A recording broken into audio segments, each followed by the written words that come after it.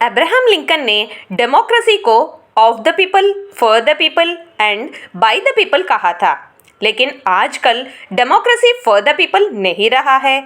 Varghese George नामक एक columnist ने ऐसा कहा कि इंडिया में कास्ट और रिलीजियस डिस्क्रिमिनेशन के साथ साथ अब साउथ और नॉर्थ डिस्क्रिमिनेशन भी बढ़ रहा है। डीलिमिटेशन होकर मेंबर्स ऑफ पार्लियामेंट एमपीज की संख्या में वृद्धि लाए जाने के बाद नॉर्थ इंडिया में ज्यादा संख्या में और साउथ में कम संख्या में मेंबर्स ऑफ पार्लियामेंट एमपीज रहे हैं। दरअसल इंडिया में एक एमपी करीब 25 लाख लोगों को रिप्रेजेंट करता है। अमेरिका में हाउस ऑफ रिप्रेजेंटेटिव्स में 7 लाख पीपल के लिए एक रिप्रेजेंटेटिव, पाकिस्तान के नेशनल असेंबली में 6 लाख पीपल के लिए एक रिप्रेजेंटेटिव, बांग्लादेश में 5 लाख पीपल के लिए एक, यूके के 7 करोड़ पॉपुलेशन के लिए करीब 650 रिप्रेजेंटेटिव्स है।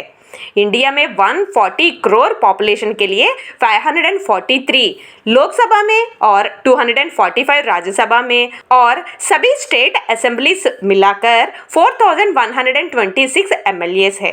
इस तरह इंडिया में रिप्रेजेंटेटिव्स की संख्या बहुत कम है।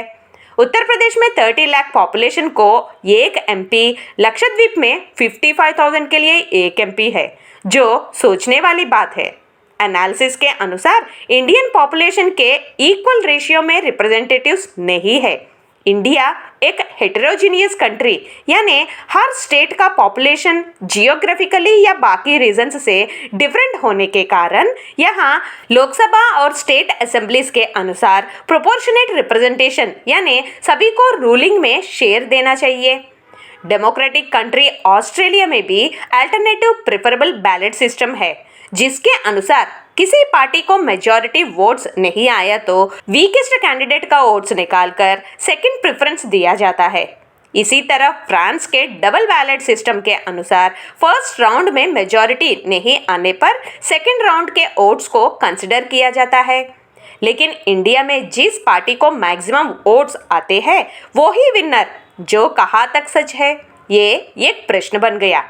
इसीलिए इंडिया में प्रोपोर्शनेट रिप्रेजेंटेशन को सपोर्ट किया जा रहा है।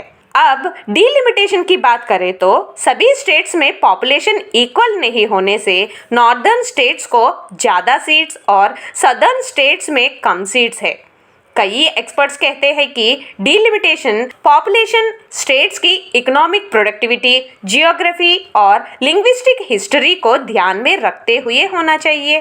अब कुछ स्टेट्स के हाई पॉपुलेशन के कारण डीलिमिटेशन में फिर से स्टेट्स के सब डिवीजन की ज़रूरत और डीलिमिटेशन के बाद स्टेट और सेंट्रल के बीच के रिलेशनशिप सब क्वेश्चंस ही है। डीलिमिटेशन या पॉपुलेशन प्रोपोर्शन के अनुसार रिप्रेजेंटेशन और वोटिंग सिस्टम को रिफॉर्म्स करने की काफ़ी ज़रूरत है। See you again with a new topic in Global Encyclopedia. Till then, take care and have a nice day.